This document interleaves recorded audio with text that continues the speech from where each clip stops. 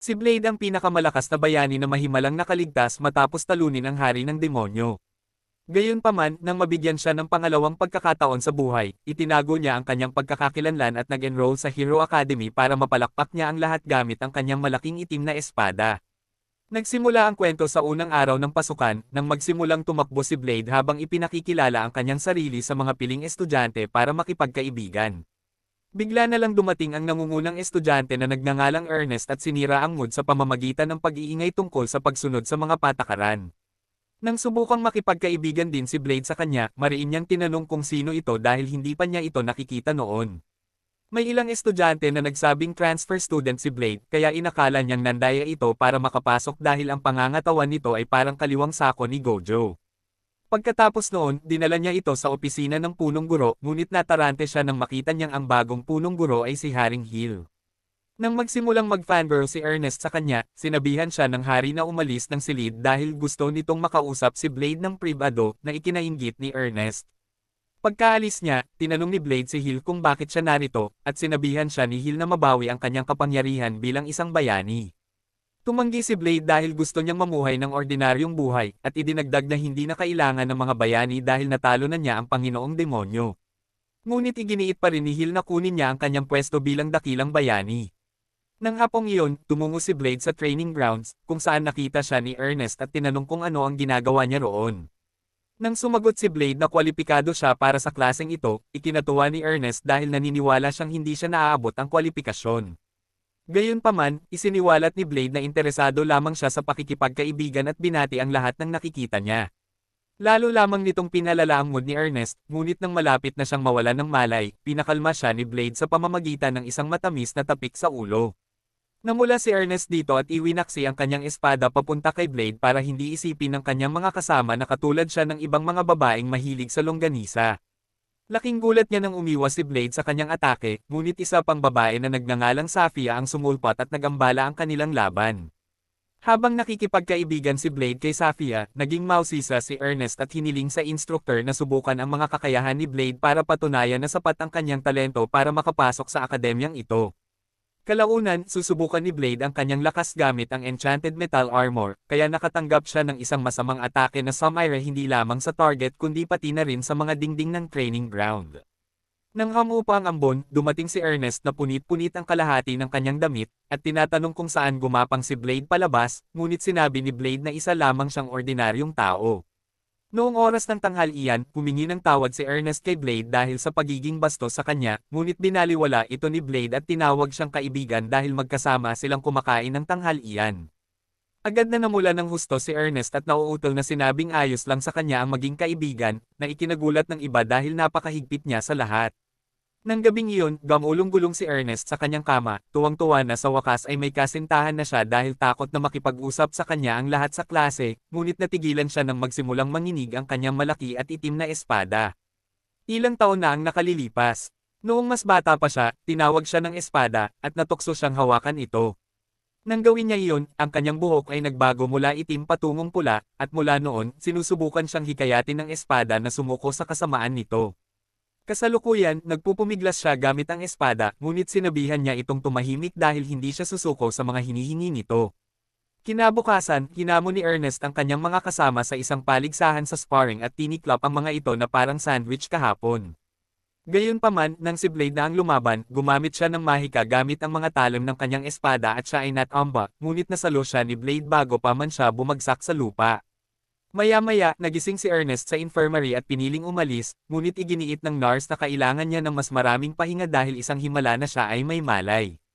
Nang maramdaman ang pagtatalo sa pagitan ng dalawa, sinabihan ni Blade ang nurse na pakawalan na si Ernest at nangakong babantayan siya. Gayunpaman, tinanggihan niya ang tulong nito at hiniling kay Blade na ilihim ang kanyang kalagayan.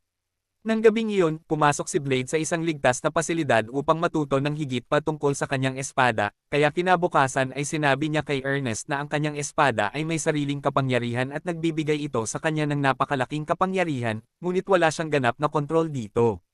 Inamin ito ni Ernest at isiniwalat na pinipigilan niya ang pagnanais na sumuko sa espada, kaya ipinayo ni Blade na kailangan niyang lupigin ang demonyong si Asmodeus na nasa loob nito upang makakuha ng 100% na kontrol. Sa gabi, naglakas loob si Ernest na hamanin ang demonyo, ngunit natupok siya at sinubukang atakihin si Blade. May kung anong sentido komunang pumasok sa isip niya na nagbigay sa kanya ng lakas upang madaig ang espada. Pagkatapos ng pamamaraan, nahuli siya ni Blade at nginitian siya dahil nagtagumpay siya. Kinabukasan, dumating si Blade para sa pagsasanay at napansin niyang medyo naiiba ang itsura ni Ernest.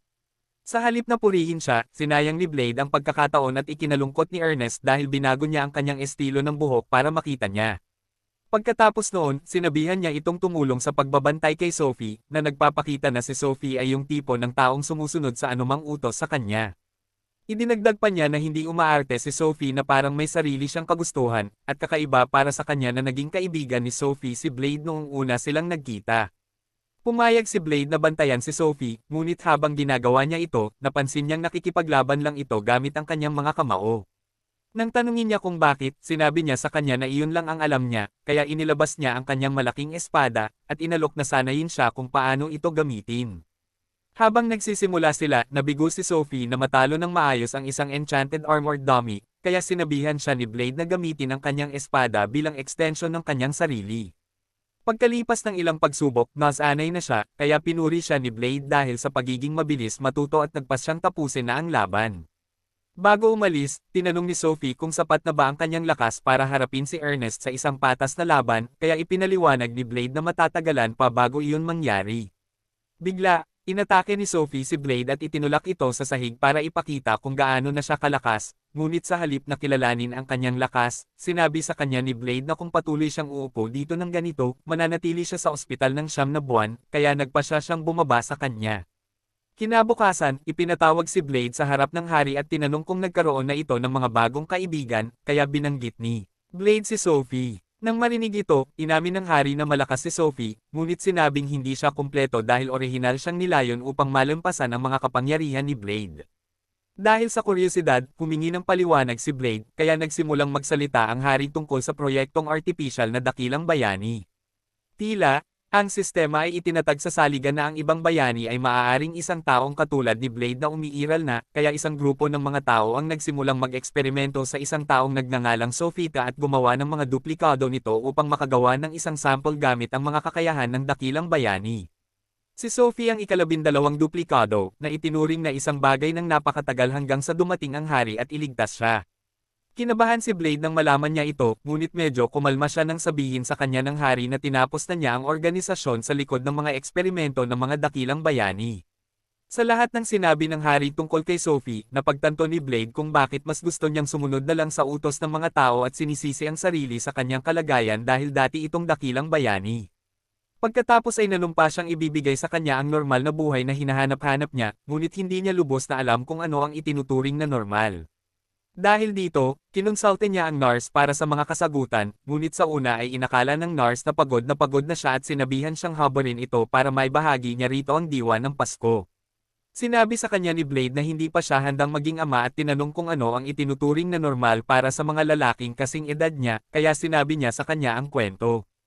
Agad na tumakbo si Blade at tinanong si David, ang kanyang kaibigan, kung ano ang kwento, at sinabi ng natalo na ang ibig sabihin nito ay pag-ibig. Pagkatapos noon, mabilis na umalis si Blade at nakilala ang dalawang babae, sina Jessica at Claire, at tinanong kung ano ang ginagawa ng mga tao kapag sila ay umiibig, at ikinwento nila sa kanya ang tungkol sa pakikipag-date. Sa huli, dumaan si Blade sa kwarto ni Ernest at tinanong kung ano ang isang date, at nagsimulang kiligin ang bimbo, iniisip na gusto siyang isama ni Ernest sa isang date. Ipinaliwanag niya na ang mga magkasintahan ay lumalabas para magkasama, at kadalasan ay nagtatapos ito sa isang masayang kwento. Dahil sa impormasyong ito, kumari pa ng takbo si Blade, at inabot ng halos 2 segundo bago napagtanto ni Ernest na niloloko lang pala siya. Maya-maya, padubog na pumasok si Blade sa banyo ng babae, hindi pinansin ang maraming artwork na magde-deactivate sa channel na ito. Niyaya niya si Sophie na makipag-date, at pumayag naman ito dahil hindi lahat ng lalaki ay sapat na matino para pumasok sa isang kwarto ng mga walang kwentang babae para yayain ang isang tao na makipag-date. Nang hapong iyon, minanmanan nina Ernest, Jessica, at Claire si Blade para siguraduhing hindi ito gagawa ng kakaibang bagay kay Sophie. Maya-maya, dumating si Sophie para makipagkita kay Blade para sa kanilang date, kaya ipinakita ni Blade sa kanya ang 69 na aktibidad na gusto niyang gawin nila sa kanilang date. Nang marinig ito, napangiti si Sophie dahil pinaghirapan niya ang pag-aayos ng kanilang date, kaya't nag-handshake siya na parang mag-asawa at umalis, na halos mabaliw kay Ernest. Habang tumatagal, binabantayan ng mga babae ang magkasintahan, at nagtago pa nga sa isang ilog na may matabang patpat sa kanilang mga bibig para makahinga. Pagkatapos noon, dumaan si Blade sa isang love park at nakipag-inuman kay Sophie, ngunit nang masyadong malapit si Sophie sa kanya, natarante siya dahil nagsisimula ng maluto ang kanyang longganisa. Habang sinusubukan niyang pakalmayan ang lahat ng isinumpang enerhiya na tumataas sa kanyang katawan, pinagmasdan ni Ernest mula sa malayo, hinihiling na sana ay mabulunan ito sa yogurt ni Blade. Maya-maya pa, umalis si Blade sa parke kasama si Sophie dahil pakiramdam niya ay may sumusunod sa kanya, ngunit natarante siya dahil mahuhuli na siya sa susunod niyang date. Nang makita ni Sophie ang reaksyon nito, hinawakan niya ang mga kamay nito at sinabihan siyang kumalma, pagkatapos ay iminungkahi niyang gamitin nila ang kanilang mga kapangyarihan para mabilis na makarating sa susunod nilang lokasyon. Matapos tumalon-talon sa buong kaharian na parang mga polaka, nagpasya sina Blade at Sophie na umupo sa isang fountain para mag-usap ng masinsinan. Noong una, sinabi ni Sophie na nag-enjoy siya ngayon, pero lumingon siya at tinanong si Blade kung bakit niya ginawa ang lahat para mapasaya siya. Sinabi ni Blade na dahil gusto niya maging kaibigan dahil sa lahat ng benepisyo, at dahil dito, nabuksan ni Sophie ang kanyang sikreto. Isiniwalat niya na hindi siya isang ordinaryong tao at nabigyan siya ng artificial na kapangyarihan bilang bayani. Para ay pakitang hindi siya nagbibiro, ginamit niya ang kanyang mga kapangyarihan at binago ang grabidad at maging ang oras mismo, ngunit nawalan siya ng hininga dahil hindi niya mapapanatili ang mga ganitong kakayahan ng higit sa 10 segundo. Matapos makita ito, nagpasya si Blade na ibunyag ang kanyang sikreto ng pagiging dakilang bayani, ngunit idinagdag din niya na nawala na niya ang kanyang mga kakayahan sa kabayanihan at ang revelasyon ay ikinagulat ni Sophie. Pagkatapos ay humingi ng tawad si Blade sa paglilihim sa kanya, ngunit sinisi niya ang kanyang sarili sa kondisyon ni Sophie at sinimulang tawagin ang mga kapangyarihan sa kabayanihan na isang sumpa. Tila, hindi niya kailanman ginustong maging bayani, at pakiramdam niya ay isang sumpa ang kanyang mga kapangyarihan dahil hindi niya nailigtas ang lahat. Habang naaalala niya ito, nagsimula siyang umiyak, ngunit napansin ito ni Sophie at sinubukan siyang palakasin ang loob. Sinabi niya sa kanya na nakita na niya ang ilan sa mga taong nailigtas niya, at dapat siyang ipagmalaki ang kanyang nagawa dahil gusto nitong maging katulad niya sa hinaharap. Lumiwanag ang kalooban ni Blade matapos itong marinig, at napagdesisyonan niyang hindi na niya hahayaang guluhin pa siya ng kanyang nakaraan bilang dakilang bayani. Kinabukasan, sumama si Blade sa kanyang mga kaibigan para sa almusal at ipinakita ang kanyang matinding gana sa pagkain dahil kumakain siya ng pinakamasarap na pagkain. Habang nasira ang pagkain, tinulungan ni Sophie na linisin ang ilang mumo sa bibig ni Blade, at nainggit si Ernest dahil gusto niya itong linisin gamit ang kanyang dila. Di nagtagal, sumama na kay Blade ang ibang mga estudyante sa mesa niya, at isa sa kanila, si Jessica, ay ipinakita ang kanyang bagong kasuotan para mapansin ni Blade kung gaano kalaki ang pagkakasya ng kanyang flatboard at mga natuyong pitchel ng gatas. Dahil mahilig lang si Blade sa mga milk na kasing laki ng nuclear, wala siyang napansing kakaiba sa kanya, kaya sinabihan siya na ang kanyang mga bagong kaibigan ay natanggap na sa advanced class at maaari na nilang isuot ang kahit anong gusto nila. Nang makita ang kasuotan ni Jessica, medyo nauuhaw si Leonard at sinubukang pilitin si Jessica na magpalipis ng gabi sa kanyang bahay, ngunit hindi siya pinansin tulad ng mga dahilan ni Jake Paul. Pagkatapos ay ikinwento ni Ernest kay Blade ang plano ng hari na magdala ng isang mapanganib na mahiwagang halimaw sa paaralan, ngunit hindi siya sineryoso ni Blade. Bago pa niya mamalayan, nagsimulang manginig ang buong akademya hanggang sa umalis siya upang alamin kung ano ang nangyayari. Tila, si Ku, ang makapangyarihang dragon na ipinatawag ng hari sa akademya, ay nandito na, at galit na galit siya dahil hindi siya kayang hawakan ng mga normal na gwardya ng kastilyo. Dumating si Blade para tumulong at napansin niyang tapos na ang dragon sa kanyang almusal. Gamit ang pagkain bilang pain, hinampis ni Blade ng malakas si Ko at inutusan itong umupo. Pagkatapos ay pinakain niya ito ng kanyang pagkain at lahat ay nanood ng may labis na gulat. Nang makita ni Blade ang kanilang mga gulat na mukha, sinubukan niyang ipaliwanag na hindi naman malaking bagay ang pagsampal sa isang dragon, at hindi niya napansin ng magbagong anyo si Ku bilang isang cute na babae. Nabigla siya nang malaman niya, ngunit ang pinaka-nakakabahala sa kanya ay ang katotohanang tinatawag siya nitong daddy, sa gabi. Ginampanan niya ang mga tungkulin bilang stepdaddy at pinaliguan ito ng maligamgam na tubig, ngunit dumating si Ernest pagkaraan ng ilang sandali upang sabihin kay Blade ang kanyang nalaman tungkol sa uri ni Ko. Base sa impormasyong nakuha niya, ang mga mahiwagang halimaw tulad ng mga dragon ay mga nilalang na naghahanap ng lakas, at kapag ang isa ay natalo ng isang makapangyarihang kalaban, ito ay may posibilidad na mag-anyong nilalang na gumawa nito. Kahit na matapos marinig ito, hindi alam ni Blade na siya ang dahilan kung bakit naging sisiw si Ko. Gayunpaman, nabunyag ni Ko na siya ang dahilan kung bakit hinailan niya ang kortina, at nabunyag na pinapaliguan pala siya ni Blade. Dahil dito, natarante si Ernest at pinaglakad ang nakakadiring mukha ni Blade, tinawag itong isang anak ng kambing bago lumabas ng kwarto. Kinabukasan, pinakain ni Blade si Ko ng karne nito habang nag-aalmusal, at ikinagalit ito ni Ernest dahil galit pa rin ito sa nangyari kagabi. Sa kabilang banda, nakita ni Claire na cute si Ko at inalok siyang pakainin ito, ngunit tumanggi si Ko dahil hindi raw siya maaaring makipagkaibigan sa mahihinang tao. Pagkatapos ay hiniling niya kay Blade ang buong atensyon, binanggit na hindi niya papayagan na magkaroon ito ng ibang mga babae at napapakainin na lamang siya nito araw-araw, pati na rin ang pagbibigay sa kanya ng mga masahe sa gabi. Pumayag si Blade sa kanyang mga kondisyon dahil wala na siyang ibang pagpipilian, ngunit natakot si Ernest dahil pumayag ito sa masahe. Pagkatapos noon, isiniwalat ni Ko na si Blade ay isang masamang tao na mahilig tumitig sa mga tagagatas ng mga babae, at sawa na siya rito. Nang marinig ito, nagulat ang lahat ng mga babae sa mesa, kaya nagpasya silang parusahan si Blade ng naaayon. Nang hapong iyon, habang hindi kasama sa pagsasanay si Blade, sinabihan niya si Ko na makipaglaro sa kanya, ngunit nang dumating ito, nadala si Blade ng ilang mga babae na nagmakaawa sa kanya na turuan silang lumaban. Nang maalala ni Blade na dapat ay kasama niya si Ko, napagtanto niyang wala na ito roon at nagtaka kung saan siya tumakbo. Paglubog ng araw, may mga estudyanteng nag-alok na makipaglaro kay Ko, pero tumanggi siya, sinasabing hindi siya pwedeng makipaglaro sa mga mahihina.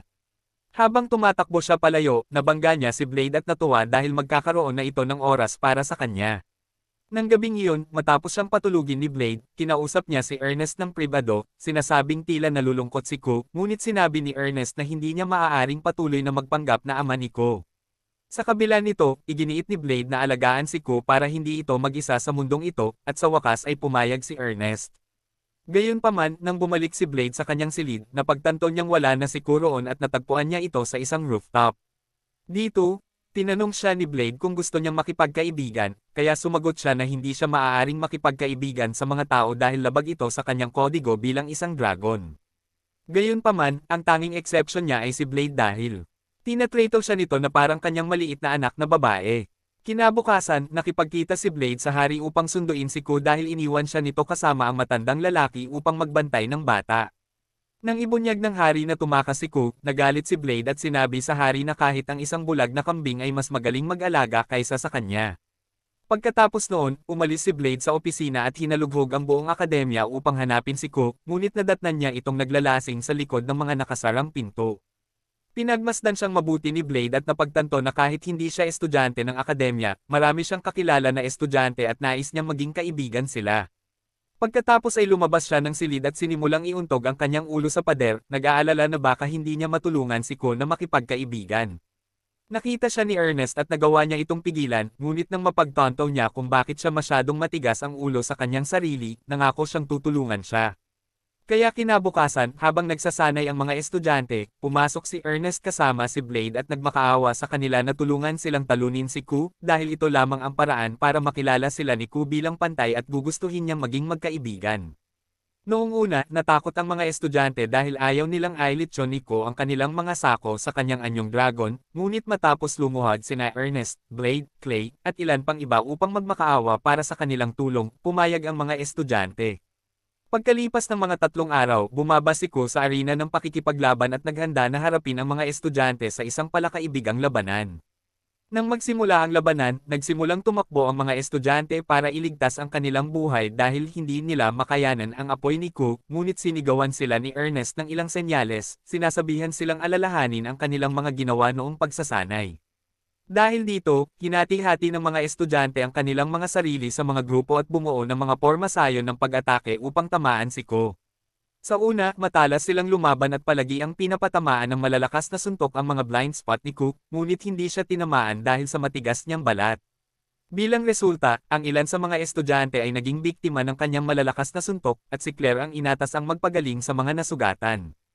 Habang ginagamot niya ang kanilang mga sugat, pinagsama ni na Ernest at Sophie ang kanilang mga kapangyarihan at naglunsad ng serye ng brutal na pag-atake na nag-iwan kay Ko na sumisigaw sa sakit. Habang sinusubukan ni Ko na mabawi ang kanyang balanse, natisod siya at nahulog sa isang butas na hinuhukay ni Leonard simula nang magsimula ang laban, na nagpatawa sa hari dahil marumi ang laban ng mga estudyante. Habang nahihirapan si Ko na makabangon, pinigilan siya ng mga estudyante ng sapat na panahon para ma-activate ni Ernest ang kanyang maalamat na espada. Gayunpaman, nang sinubukan niyang gamitin ito, ang espiritu sa espada ay nagsimulang magmakaawa sa kanya na huwag nang mag-alala, ngunit sinabihan niya itong tumahimik at kumilos ayon sa sinabi niya. Kasabay nito, pinatamaan niya si Ko ng isang nagliliyab na suntok at sinundan ito ng isa pang suntok nang subukang lumipad palayo ni Ko. Sumali si Sophie at ginamit ang kanyang kabayanihan upang magpatama ng isang suntok na maaaring magpadugo kay Superman dahil nasa bingit na ng pagbagsak si Ko. Binigyan ni Blade ng hudyat si Ernest na tapusin siya, kaya sinimulang ipatawag ni Ernest ang natitirang enerhiya ni Blade sa kanyang espada. Sa paggawa nito, nagsimulang magmakaawa ang espiritu ng espada para sa kanyang buhay, nangakong hahayaan siyang makipaglaro sa kanya buong gabi, ngunit sinabihan siya ni Ernest na mag-zip dahil kontento na siya sa pagkolekta ng longganisa ni Blade. Habang naghahanda siya para sa huling atake, sinimula ng ibang mga estudyante na ibuhos ang kanilang mahika sa kanya, pinalabas siya ng sapat para lumikha ng isang matinding pagsabog. Habang pinakakawalan niya ito, ibinuka ni Ko ang kanyang bibig at nagsimulang magsisi kung bakit niya gustong makipagkaibigan sa mga tao, ngunit pagkatapos niyang matanggap ang pagsabog, naganyong tao siya at nagsimulang huminga ng malalim na parang manok na pamasko. Sa kaibuturan niya, nasaktan siya dahil natalo siya, at pakiramdam niya ay maaaring iwanan siya ni Blade dahil sa tingin niya ay isa siyang mahina, ngunit nangako si Blade na mananatili sa kanyang tabi. Sinabi rin niya sa kanya na natalo siya ng patas sa mga tao, kaya inamin niya ang kanyang pagkatalo at nagpa siya na makipagkaibigan sa lahat, kinabukasan. Tuwang-tuwa ang tungkod, kaya tinanong ng kanyang mainit na assistant kung ano ang plano niya. Sumagot ang matanda na kamakailan lang ay nakakuha siya ng isang aparato na nagbibigay daan sa virtual reality, at balak niyang gamitin ito ng kanyang mga estudyante sa pagsasanay. Nang hapong iyon, sinubukan ni Claire na pakainin si Ko at muntik nang mabasa ang sarili dahil sa sobrang cute ni Ko, habang kinakalikot niya ang mga pisngi ni Ko. Itinuro ni Blade na tumaba si Ernest, pero pinipilit siyang tumahimik ng lahat ng nasa mesa. Sinamantala ni Leonard ang pagkakataon para hikayatin si Ernest na maging masaya sa laki nito, pero napasigawan siya. Kalaunan, tumakas si Ernest sa kahihiyan, at lahat ng tao ay itinuro si Blade bilang salarin. Pagkalipas ng halos 3 araw, nalungkot si Blade sa lahat ng bagay dahil ayaw umalis ni Ernest sa kwarto niya. Nagsimula siyang magpanik sa ideyang mawawala ang relasyon nila ni Ernest, kaya sinunod niya ang payo ng karelasyon at nagpas siyang humingi ng tawad kay Ernest. Pagdating sa kwarto ni Ernest, pumasok sina Blade at ang mga bata at nadatnan si Mrs. McDonald's na kumakain ng isang balde ng matatamis. Sa pagkakataong ito, mas lumaki na siya, at tahimik na sumang-ayon si Blade na ginagawa pa rin niya iyon. Inaangkin ni Ernest na nagsimula ang mga gawin niya sa pagkain pagkatapos ng laban kay Ko dahil noong panahon ng labanan ay todo-todo siya, at ngayon ay palagi na siyang nagugutom. Dahil sa pag-aalala, tinanong siya ni Blade kung magkaibigan pa rin sila, at sumagot siya ng oo, sinasabing ang tanging dahilan kung bakit niya ikinulong ang sarili ay para maiwasan nitong makita siya ng ganito kalaki. Gumaan ang pakiramdam ni Blade matapos marinig ito, kaya sinubukan niyang umalis ng silid, ngunit hinayla siya pabalik ng mga babae, iginiit na may sasabihin siyang maganda sa kanya dahil kung hindi ay mawawalan siya ng saysay. Pinag-isipan nito ni Blade ngunit sa huli ay pinuri niya ang kanyang gana, at ito ay nagpaiyak sa kanya.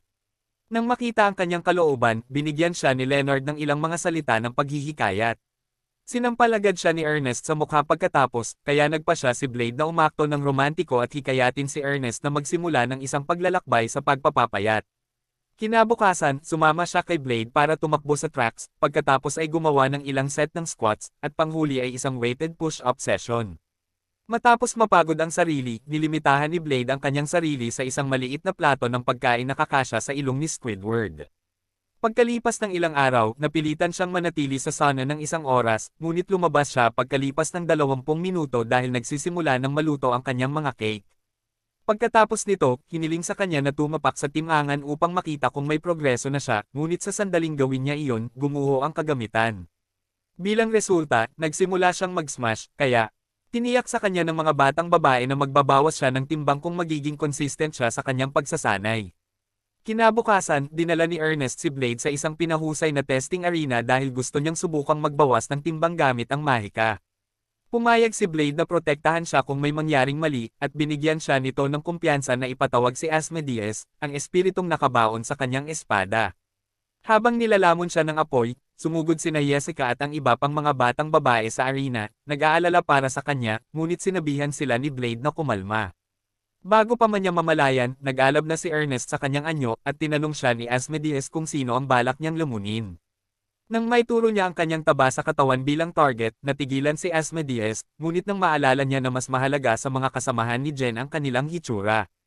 Tinanggap niya ang alok nito at ginamit ang kanyang sobrang timbang para pasiglahin ang kanyang kapangyarihan.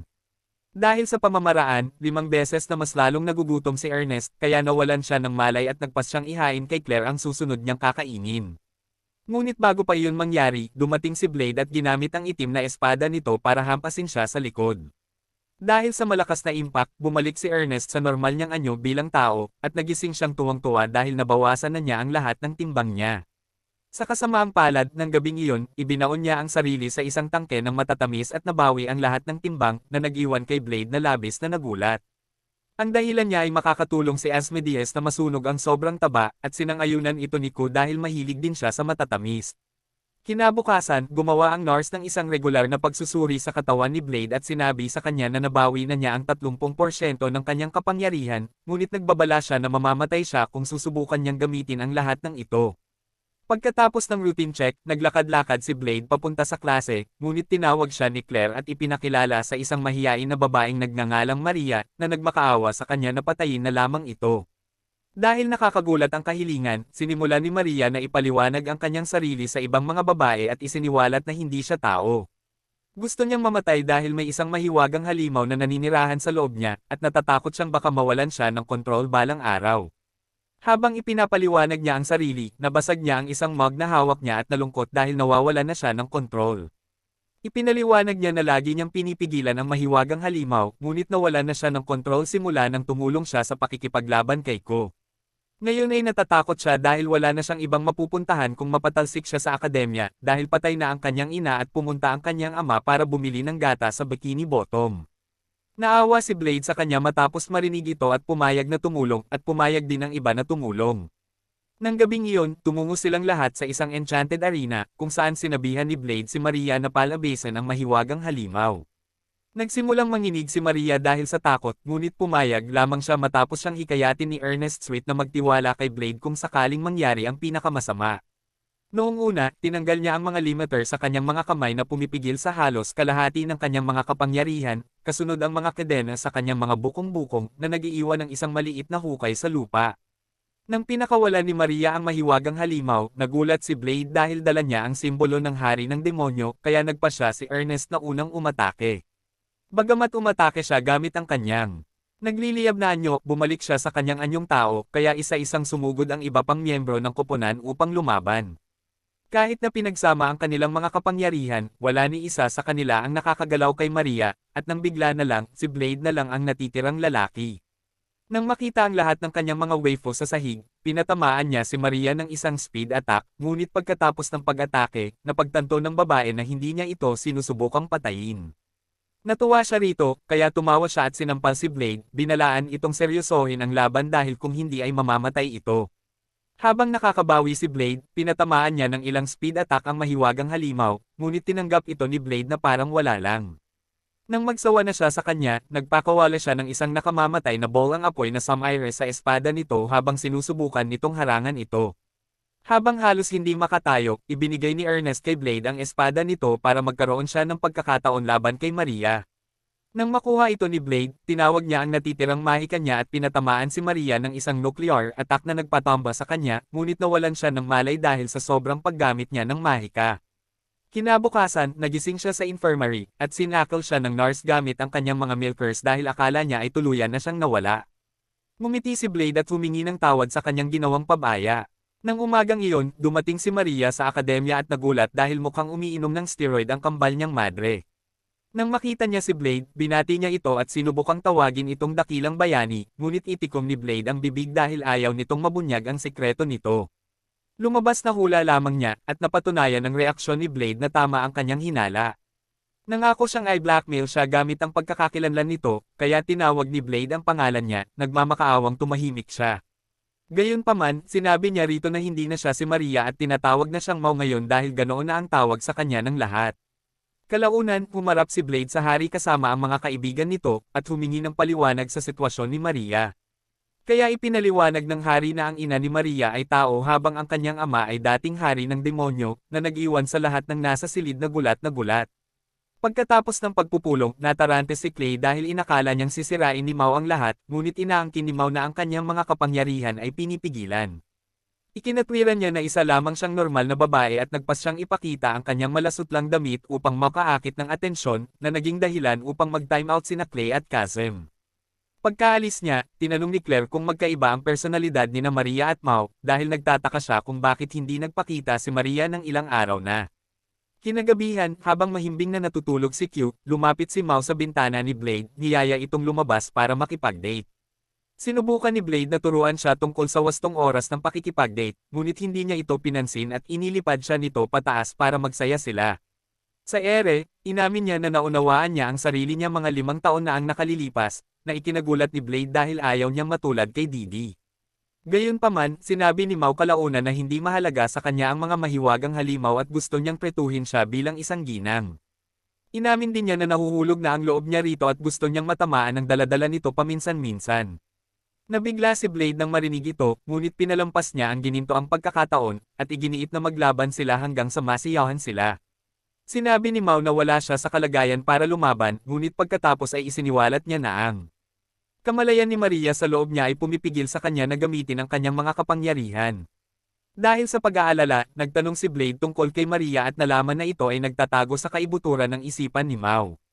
Isiniwalat din ni Mau na sa kabila ng kalmadong anyong ni Maria, mayroon pa ring madilim na anino sa kanyang puso, at ito ay dahil siya ay hinahamak at kinatatakutan ng mga tao.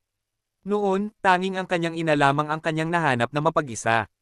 Ngunit nang mamatay ang kawawang babae, nawala ng tiwala sa buhay si Maria at inakala na walang pakialam ang kanyang ama sa kanya. Sa kasalukuyan, inamin ni Mau na siya ay ipinaglihi sa isipan ni Maria bilang isang mekanismo para makayanan ang emosyonal na sakit at mga pahiwatig na maaaring hindi na bumalik si Maria. Pagkalipas ng mga 3 araw, si Elisa, ang kaibigan ni Maria mula sa research group, ipinaalam sa team ni Blade na ang kwintas ni Maria ay hindi isang selling item. Iginiit ni Mau na hindi dahil naniniwala siyang nililimitahan siya ng kwintas, ngunit sinabi ni Elisa na isa itong recording device. Inaangkin niya na ang mensahe ay galing sa taong nasa likod ng pendant, at napagtanto ni Mau na ang ina ni Maria ang tinutukoy niya.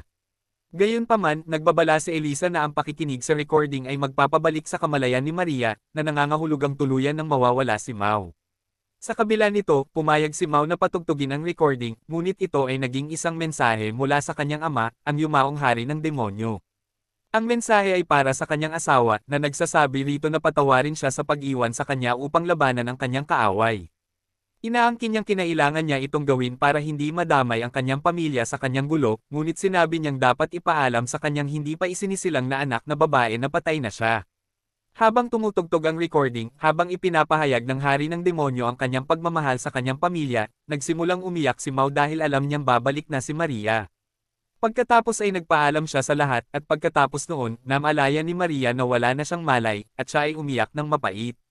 Pagkalipas ng ilang araw, nakahanda si Blade para labanan si Maria, at lumabas na maaari nang ipatawag ni Maria si Mau anumang oras dahil nakahanap siya ng paraan para makasama ito. Pagkalipas ng ilang araw, bumalik si Blade at ang kanyang mga kasama mula sa pagkain ng matatamis sa isang restoran. Huminto sila nang may makitang kariton na nakaharang sa kalsada.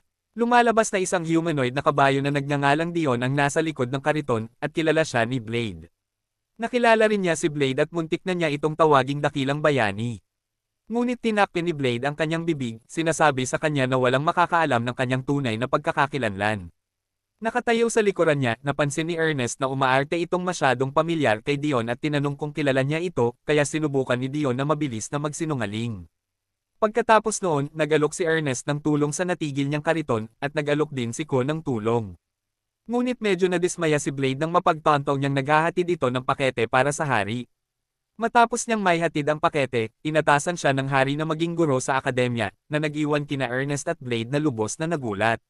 Sinabi ng hari na ito ay dahil sa mahusay si Dion, at sa palagay niya ay perpekto itong instructor para sa kanyang klase, ngunit hindi ito gaanong kaaya-aya kay Blade. Sa kanyang unang araw, tinipon niya ang kanyang mga estudyante sa training arena at ibinangga ang maraming blok ng bakal na gawa sa enchanted steel, at natunaw ang mga ito ng madikit. Naiwan ang mga estudyante na nakangangahabang nanunood at nanginig sila ng tawagin. Ito ni Dion na isang ordinaryong warm-up. Pagkatapos ay ipinakilala niya ang sarili bilang ang Iron Lance, at ikinagulat ito ni Ernest dahil nangangahulugan ito na si Dion ang commander ng isang unit ng militar na kasing nakamamatay ng SEAL Team 6. Kinumpirma ito ni Dion at inamin na nagkaroon siya ng pribilehiyong lumaban kasama ang dakilang bayani. Ngunit ang lahat ng mga gawaing ito ay nagpaisip kay Ernest kung paano nalalaman ng isang tulad ni Dion ang isang walang isip na tae ng aso tulad ni Blade. Maya-maya pa, tumungo si Dion sa banyo para magayos at nagsimulang gumawa ng mga tunog ng kultura ng kinuskos ni Jessica ang kanyang likod. Sa kaibuturan, medyo nagtataka si Jessica kung paano nakilala ni Dion si Blade, kaya sinubukan niyang gamitin ang kanyang mga mahiwagang daliri para ilabas ang katotohanan kay Dion. Gayunpaman, itinago ito ni Dion at itinago ang sikreto ni Blade dahil sa takot na mabunyag ang sikreto nito. Pumasok si Blade sa silid ng padebog, sinabihan ang mga babae na tumigil sa paggawa ng masasayang ingay, ngunit nagpasya si Jessica na takutin siya sa pamamagitan ng pagpapakita ng mga hindi niya mabanggit na mga bagay. Nakakagulat, sinabi ni Blade na kakailanganin pa ng mas maraming oras para maituwid ang kanyang mga buto, ngunit doon siya pinigilan ni Mal, na nagbigay daan kay Dion upang magbigay liwanag sa kanyang nakaraan. Ayon sa kanya, noong unang beses na nakilala niya si Blade, umakto ang lalaki na parang mabangis na hayop at inakala siyang isang kabayo, pagkatapos ay nagpas siyang kagatin ang kanyang mga cake dahil nagugutom ito. Simula noon, nagsanay siya at naging karapat-dapat na makipagsanib puwersa sa dakilang bayani. Bagamat hindi niya isiniwalat ang pagkakakilanlan ni Blade, inamin niyang hinayaan niyang sumakay sa kanyang likod ang dakilang bayani, ngunit nalulungkot siya dahil hindi siya sumama dito sa labanan laban sa demonyong Panginoon. Sa kaibuturan niya, pakiramdam niya ay hindi siya isinama ng dakilang bayani dahil mahina siya, kaya naman ginamit niya ang kanyang buong pagsasanay upang maging malakas. Pagkalipas ng ilang araw, habang namimili sina Blade at Ernest ng mga gamit, isang pares ng sagradong ibon ang dumating na nag-iwan kay Ernest ng gulat. Habang siya ay nagpapanik, sinabihan siya ni Blade na kumalma dahil ang mga ibon ay hindi umaatake maliban kung mapuko, hanggat hindi sinusubukan ng isa sa mga ibon na agawin ang isang gumagalaw na kargamento. Ang insidente ay nagdulot ng pagkataranta sa lahat, ngunit habang naghahanda si Ernest na lumaban, tinitigan siya ng mga ibon sa gilid at lumipad palayo. Habang wala sila, nagtaka si Ernest kung bakit umatake ang mga ibon, kaya inakala ni Blade na magkasintahan ang mga ibon at sinabi kay Ernest na maaaring may kinalaman ang hari sa kanilang biglaang pagsalakay. Bilang resulta, nakipagkita si Ernest sa hari para sa mga kasagutan, kaya ipinaliwanag niya na mayroon siyang di sa pagdadala ng itlog ng sagradong ibon. Pagkatapos ay ipinaliwanag niya ang mga kondisyong kinakailangan para mapisa ang itlog, na sinasabing ninakaw niya ang itlog dahil hindi inihanda ng mga sagradong ibon ang mga kondisyong ito. Nang marinig ito, napagtanto ni Ernest na sinusubukan ng hari na iligtas ang itlog, ngunit nag-alala siya ng ibunyag ng hari na ang itlog ay mayroon na lamang hanggang bukas para mapisa, at kailangan nilang maisakatuparan ito. Kinabukasan, tinipon ni Ernest ang lahat ng mga estudyante at ipinaalam sa kanila ang plano na pigilan ang mga sagradong ibon ng sapat na panahon para mapisa ang itlog. Plano niyang itago ang itlog hanggang sa huling minuto upang kapag malapit ng lumubog ang araw, maiangat nila ang itlog sa tuktok ng isang tore upang ito ay mapisa. Pagkatapos niyang magbigay ng talumpati bilang isang demo, medyo natakot sina Claire at Maria dahil mapanganib ang kanilang misyon, kaya sinabi sa kanila ni Blade na naniniwala siya sa kanila at magiging maayos din ang lahat. Pagkatapos noon, nagsimula ang misyon ng sumugod si Leonard upang harapin ang isang sagradong ibon, ngunit nawalan siya ng hangin sa ere at bumagsak sa lupa. Nang sandaling iyon, sinubukan ng isa sa mga sagradong ibon na atakihin si Jessica, kaya sumisid si Clay upang gumanap bilang bayani, ngunit nauwi siya sa pagtakas para sa kanyang buhay nang maging sobra na ito. Habang libang ang ibon, inutusan ni Blade ang kanyang mga kasama na higpitin ito gamit ang mga gintong lubad na bakal, ngunit hindi nito napigilan ang ibon sa paggalaw. Dahil hindi madaling maputol ang mga lubad, hinailan ng sagradong ibon ng buong lakas at nauwi sa pagkalagkad ng dalawang bahay kasama nito. Samantala, inaalagaan ni Claire ang mga sugatan gamit ang kanyang kapangyarihang magpagaling, ngunit nabigla siya nang subukang umatake ang isa pang sagradong ibon. Nang makita ito, gumawa si Kun ng bahagyang pagbabago at sinubukang gawing masarap na malutong na manok ang sagradong ibon, ngunit tinanggap ng ibon ang apoy na parang wala lang at inihampas si Ko sa lupa. Nang makita ito, sinanyasan ni Blade si Maria, kaya lumipat siya kay Mao at ginamit ang kanyang kapangyarihan upang tamaan ng kidlat ang sagradong ibon. Sa kasamaang palad, lumabas ang sagradong ibon ng walang takot, kaya ginamit ni Ernest ang kanyang nagliliyab na anyo upang aiihaw ito, ngunit nawalan lamang siya ng oras dahil naubusan na siya ng gasolina. Nagkataon, nahulog siya sa isang restoran na puno ng matatamis at nagpas siyang lunukin ang lahat para mabawi ang kanyang kapangyarihan. Nang oras na para mapisa ang itlog, tumigil sa paggana ang lift na nagdadala nito papunta sa tore, at napansin ito ng mga sagradong ibon. Natarante si Blade, ngunit inalok ng kanyang koponan na pigilan ang mga ibon ng sapat na oras para maihulog niya ang itlog sa tore. Agad na tumakbo si Blade para buhatin ang itlog, ngunit dahil hindi niya ito kayang buhatin ng mag-isa, nagpasya si Dion na itulak pa ito papunta sa tore. Pagdating doon, pinuri ng hari ang kanyang pagsusumikap, ngunit natarante si Blade nang makita niya ang isang sagradong ibon na lumilipad patungo sa tore. Nakakagulat, tumayo ang hari at sinubukang hikayatin ang ibon na kumalma, at lumabas na isang sagradong ibon ang minsang nagligtas ng kanyang buhay, kaya naman gumawa siya ng higit pa para mailigtas ang itlog ng ibon. Gayunpaman, siya ay tinamaan ng sagradong halimaw. 5 segundo na lang ang natitira, dumating si Sophie at ginamit ang kanyang kapangyarihan upang palamigin ang ibon ng sapat na katagalan para matamaan ito ni Blade ng isang malakas na hampas. Mabuti na lang at tumama ang sinag ng araw sa itlog na naging dahilan upang mapisa ito at maging isang pares ng kambal na sagradong ibon na nagsimulang tumitig kay Blade na parang siya ang kanilang ina. Minsan, pumasok si Blade na may dalang espadang tumutulo ang dugo, at hinarap niya si Sophie, na nagsabi sa kanya na matagal na nitong gustong gawin ang lahat laban sa kanya. Dahil doon, ginamit niya ang kanyang time stop skill at tinamaan si Blade ng matindi. Pagkalipas ng 10 segundo, matapos maubos ang kanyang kakayahan, ginulat siya ni Blade nang ibunyag niyang hindi siya apektado ng mga atake nito, na dahil sa body hardening spell na ginamit niya noon. Sa isang galaw, itinusok niya ang kanyang espada sa kanya, at nahulog ang babae sa kanyang dugo. Matapos matamba ang huli sa kanila, nagreklamo si Blade sa hari na paalisin siya sa laro, ngunit nagpatuloy ang matanda, nagkukwentuhan tungkol sa virtual na teknolohiya at kung paano ito nauugnay sa mahika kahit na ito ay siyentipiko. Pagkatapos ay inanunsyo ni Hill sa iba, na ang virtual na mundo ay isang lugar kung saan maaari silang malayang magsanay at tapusin ang kanilang mga sarili. Sa kabilang banda, nagreklamo si Blade dahil sa pagiging makatotohanan ng virtual na mundo at kung gaano siya nahihirapang paghiwalayin ito sa totoong mundo. Kaya nagpasya si Hill na tumulong sa pamamagitan ng pagpapataas ng mga setting ng kapaligiran upang magmukhang hindi ito makatotohanan. Sinabi sa kanila ni Hill na ang huling makakayanan ay makakagamit ng virtual reality machine sa anumang paraan na gusto nila bilang gantimpala. Sa ibang lugar, tumakbo si Leonard papunta kay Ernest para sa isang patas na labanan, ngunit agad niya itong ginawang sashimi bago tinusok ng paisa-isa gamit ang kanyang mga espada. Matapos matagumpay na wakasan ang avatar ni Leonard, tumawa si Ernest na parang baliw at dumiretso kay Blade. Samantala, pinanood ni Blade ang pakikipaglaban ni Claire at Jessica kina Kasem at Clay, at matapos matalo, ipinakita nila ang kanilang mga knocker bilang panlaban na nagpamangha sa kanila. At dahil dito, agad silang nabusog. Pagdating ng mga oras na iyon, dumating si Ernest, na kamukha ng Grim Reaper, at ibinalita niya kung gaano kasaya ang mga nakamamatay na tao sa laro, at napagpasyahan niyang nabaliw na siya. Kumuha si Blade ng armas at nagpadala ng mga shockwave sa mga babae, at pagkatapos ng ilang sandali ng pag-spam ng parehong galaw na mas mabilis kaysa sa pagpindot sa F5, nagising siya at nalaman na siya na pala ang huling nakatayo, habang pinupuri siya ng iba at inaasahan ang ganoong resulta. Nagtampo si Ernest nang maalala ang pag-arte niyang parang babae, at sinipa siya ni Blade kung saan ito nananakit gamit ang matalas nitong dila. Dahil dito, nagtalo sila ng paulit-ulit na ikinatuwa si Hill, ang walang hiyang hari na mahilig manggulo sa kanyang mga estudyante.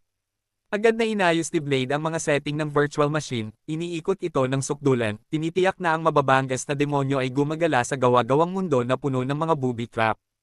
Ikinabit niya ang PC kay Hill, siniguro na mahaharap siya sa matinding kahirapan kahit hindi pa rin siya kontento.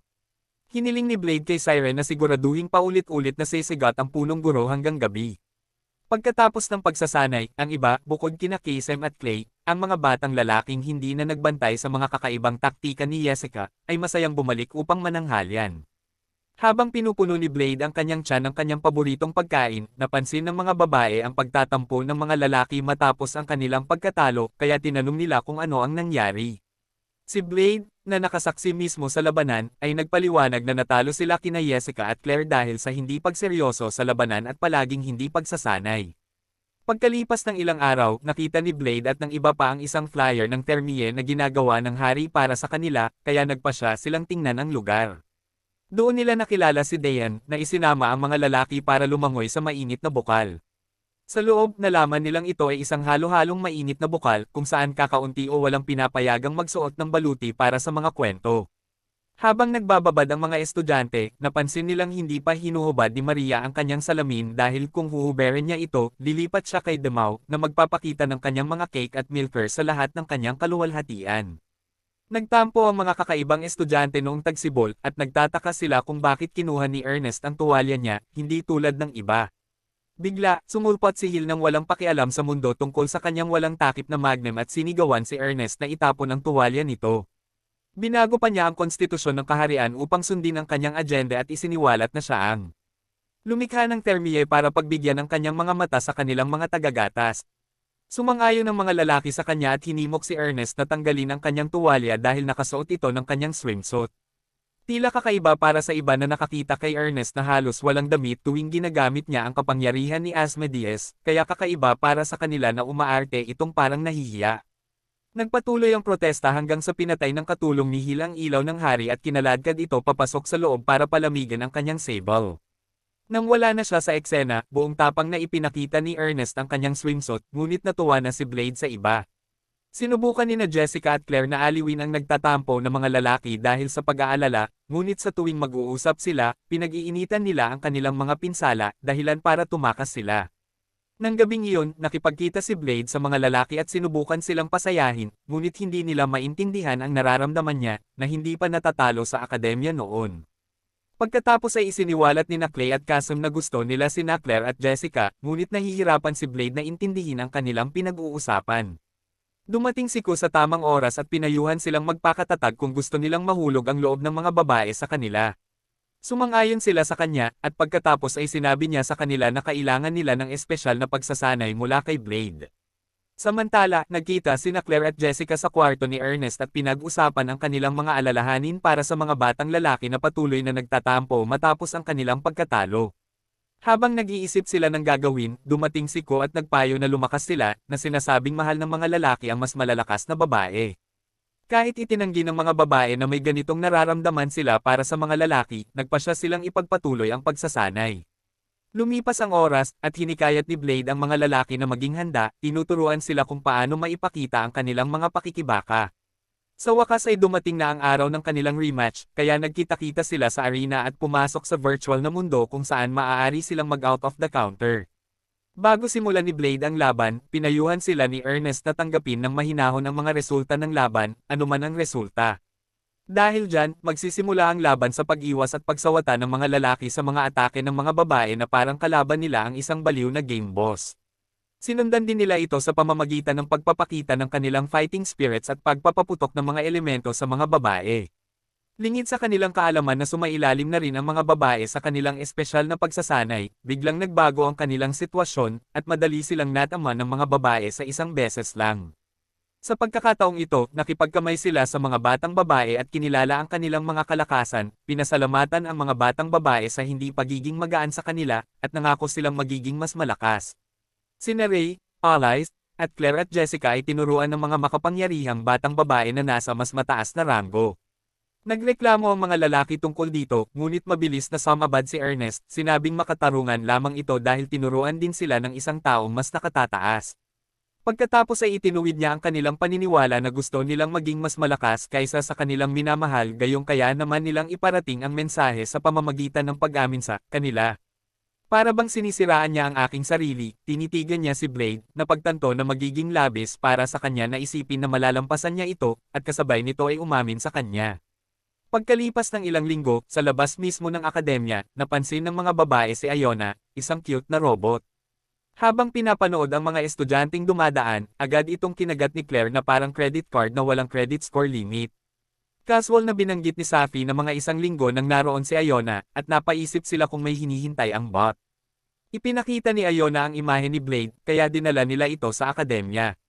Samantala, nag-yoga si Blade gaya ng napanood niya sa telebisyon, ngunit sinubukan ni Kun na i-practice ang natutunan niya sa maling klase ng yoga. Sa kasamaang palad, ang enerhiyang sigma ni Blade ay nagpalipad sa kanya ng napakalayo kaya't mabilis siyang sumugod para tingnan kung ayos lang siya. Dumating ang iba pang mga babae, at nang makita si Iona, ginulat ni Blade ang lahat ng agad niyang give-away ng bot sa isang atake lang. Galit na galit si Ernest at sinigawan siya dahil sa pag-atake kay Iona, ngunit sinabi niya rito na kailangan niya itong sirain, at tinawag itong tagapag-alaga. Habang nagtatalo sila, sinuri ng mabuti ng robot si Ernest at nagpasyang baguhin ang sarili. Kalaunan, lumitaw ito at tinanong kung maaari na ba siyang sumakay sa longganisa nito dahil mahilig siya sa mga babaeng may malalaking melon. Sinabihan siya ni Blade na huwag niyang ipagkamali ang palabas bilang 2049 at siya ay nasaktan. Agad siyang nagpaputok ng ki dito, ngunit pinabagsak siya ni Blade gamit ang kanyang espada at nag-spam ng mabibigat na atake na parang pagdurog ng triangle button sa isang console. Dahil sa inis, hinampos siya ni Ernest sa ulo dahil sa pagmamaliit niya sa mga robo-girls, ngunit tiniyak niya rito na maayos si Iona at babalik siya tulad ng dati. Habang sinasabi niya ito, bumalik si Iona ng gabing iyon, at sa pagkakataong ito ay pinigilan ni Ernest si Blade sa pag-atake sa kanya. Hindi nagtagal ay nalaman nila na si Iona ay nilikha upang paalisin si Blade, ngunit kasalukuyang inatas ang obserbahan ito. Pinayuhan ni Claire si Iona na makipagtulungan sa kanila kung plano niyang pabagsakin si Blade. Nang simulan nila ang kanilang plano pagkatapos ng oras ng klase, nalaman nila na ang dahilan kung bakit hinahabol ni Iona si Blade ay dahil nakakapasok ito sa mga pintuan ng kanyang bahay at patuloy na nilapastangan ang chassis nito. Binigyan siya ng mga babae ng mapanghusgang tingin, kaya mabilis niyang nilinaw ang sitwasyon at ipinaliwanag na basta na lang niya pinasok ang lugar na binabantayan nito gamit ang isang master key na hiniram niya kay Hill. Dahil sa kuryosidad, tinanong nila kung saan at bakit siya pumasok ng walang pahintulot. Kaya sinabi ni Blade sa kanila na pumunta siya sa Royal Library of Banned Books, hindi kalayuan sa paaralan, para maghanap ng impormasyon tungkol kay Asmodeus. Nang mapagtanto ni Ernest na pinagdaanan ni Blade ang lahat ng paghihirap na iyon para sa kanya, namula si Ernest. Sa kasamaang palad, dinurog ni Iona ang kanyang damdamin nang ipaalam sa kanya na 13 beses pang pumasok si Blade sa trespassing. Matapos marinig kung ilang beses winasak ni Blade si Iona, pinagalitan siya ng mga babae.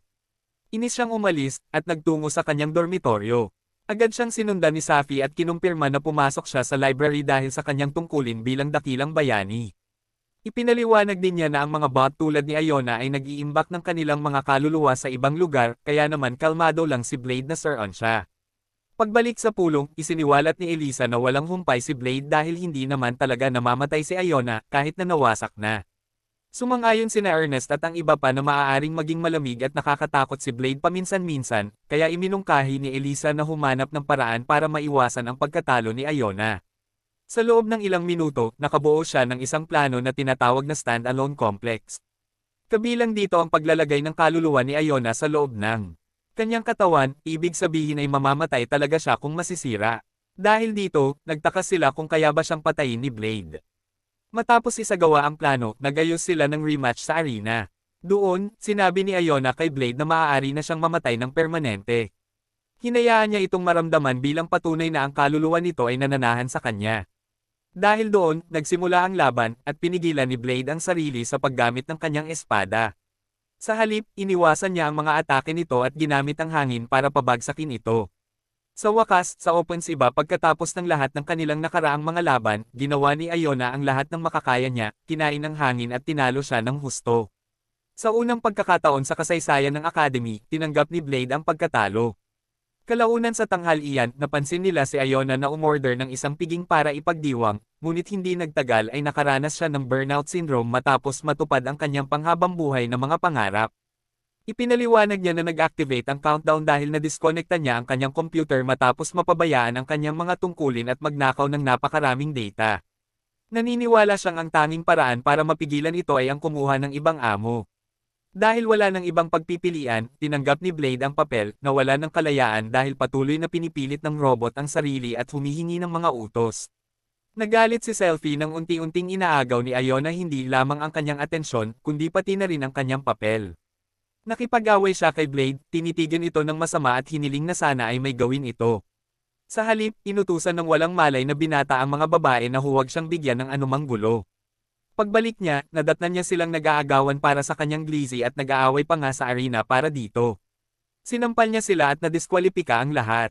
Sa halip na direktang magharap, nagpasya silang magpaligsahan kung sino ang higit na makakapagpasaya kay Blade, tinulungan siyang maligo at pinanood pa siyang matulog. Ang kanilang tunggalian ang nagbukas ng pinto sa pagkakaibigan dahil lagi silang nag-iisa. Dahil kay Blade, sa wakas ay nahawakan na nila ang damo at nakipag-ugnayan sa iba. Ang bagong pakiramdam na ito ang nagpalapit sa kanila kaysa noong mga nakaraang araw. Kinabukasan, sabay-sabay silang kumain, ngunit nang tila normal na ang lahat, nakaramdam si Blade ng hindi magandang pakiramdam. Tiningnan niya ang counter at nakitang tumutunog pa rin ito. Sinuri ito ni Elisa at natuklasang 20 oras na lang ang natitira kay Iona. Tinanong nila kung paano niya gustong gugulin ang kanyang mga huling sandali. Sabi niya gusto niyang makasama ang lahat at sumabog ng malayo para walang masaktan. Mabilis silang nag-organisa ng isang send-off party, at napaisip si Iona kung ayos lang ba talaga sa kanya na manatili sa kanila. Sinabihan siya ni Sophie na ay enjoy ang kaunting oras na natitira sa kanya. Nang gabing iyon, hinanap ni Ernest si Blade ngunit hindi niya ito makita. 1 minuto na lang ang natitira, lumikha si Iona ng harang na naghihiwalay sa kanya mula sa iba. Nagpasalamat siya kay Sophie, at sinabing dahil sa kanya siya naging tao. Kaya't lahat ay umiyak habang nagpapalm si Iona. Nang umabot sa 1 digit ang counter, inamin niyang natatakot siya at ayaw niyang mamatay. Nang tumama ito sa 0, lahat ay naghanda para sa isang pagsabog, ngunit nakatayo pa rin si Iona. Pagkatapos ay sumabog si Blade mula sa lupa, at sinunggaban siya ni Ernest, at tinatanong kung nasaan siya. Inamin niyang pinilit niya ang mother computer na iligtas si Iona. Sinuri niya ang kanyang koneksyon at nakitang ganap na itong naibalik, kaya habang nagdiriwang ang iba, sinabihan ni Sophie si Iona na gawin ang anumang gusto niya. Habang umiiyak, tumalon si Iona kay Blade at niyakap ito, ibinaon ang mukha nito sa mga milkshake nito. Gaya ng dati, nagngingit-ngit si Ernest, sumisigaw na nangangahulugan lamang ito ng mas maraming kompetisyon para sa sausage ni Blade. Pagkalipas ng ilang araw, sa Battle Royale ng Academy, nagsimula ang isang pagsusulit na nilayon upang masukat ang paglaki ng bawat estudyante, ngunit hindi ito natuloy ayon sa plano dahil inapakan ni Blade ang iba na parang mga ipis. Si Leonard, ang huling taong natitira, ay tiniyak ang tagumpay sa iba habang pinapalakas ang kanyang kakayahan sa harap ng relax na bayani. Sinubukan ng mga natatalong hikayatin si Leonard na manalo at hikayatin din si Blade na makonsensya na matalo sa tunggalian. Ngunit gusto lang ni Blade na maglaro pagkatapos ng laban. Sumumpa si Leonard na magdadala ng tagumpay sa pangalan ni Ernest, ngunit nagulat siya na hindi pa ito na knockout at sinira nito ang natitira niyang tiwala sa sarili. Ilang segundo ang lumipas, sumugod si Leonard kay Blade, ngunit ang pilak na sipa mula kay Timo ay walang kahirap-hirap na nakaiwas sa kanyang kakayahan, na nag-iwan kay Leonard na kumain ng kanyang alikabok. Pagbalik sa dormitoryo ng Academy, sandaling narinig ni Maria ang boses ni Mao sa shower na nagsasabing medyo nagulat siya. Samantala, sa kwarto ni Leonard, iniisip niya ang lakas ni Blade, hanggang sa bumalik ang kanyang kumpiyansa at magdesisyong kumpunihin ang kanyang sandata. Kinabukasan, nakilala ni Maria si Leonard sa looban at tinanong kung ayos lang ba sa kanya na ngumiti matapos matalo kay Blade na talagang gusto niyang talunin. Nag-usap sila tungkol sa kanilang mga mithiin at kung paano nila gustong kunin si Blade. Masayang hinihikayat ni Maria si Leonard, sinasabing sinusuportahan niya ito. Ngunit nang sandaling iyon, pinutol ni Elisa ang kanilang pag-uusap, tinawag silang Idealistico, at tinanong kung paano nila balak talunin ang isang superorganismo.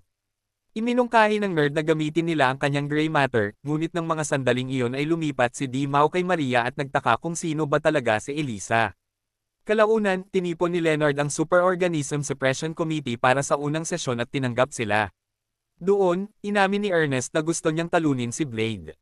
Ipinagpatuloy ni Leonard ang kanyang talumpati laban sa superorganism, ngunit napagtanto niyang may ilang miyembro na hindi siya magkasundo. Pagkatapos ay humingi siya ng mga ideya kung paano talunin si Blade, kaya iminungkahi ni na Jessica at Claire na atakihin siya habang natutulog o lasunin. Agad na tinanggihan ni Ernest ang kanilang mga ideya, tinawag silang duwag, ngunit sinalungat ni Elisa ang kanyang mga pahayag, na sinasabing ang pagiging isang superorganismo ay dapat ituring na duwag at natural lamang para sa kanila na gumamit ng anumang iba pang paraan na magagamit upang makuha siya.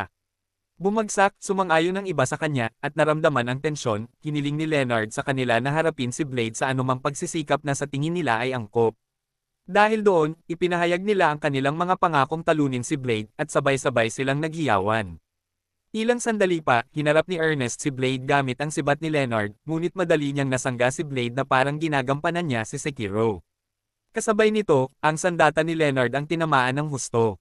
Nang magdamag, pumasok siya sa kwarto ni Blade, ngunit naluto siya ng malutong dahil sa automatikong paggana ni Iona.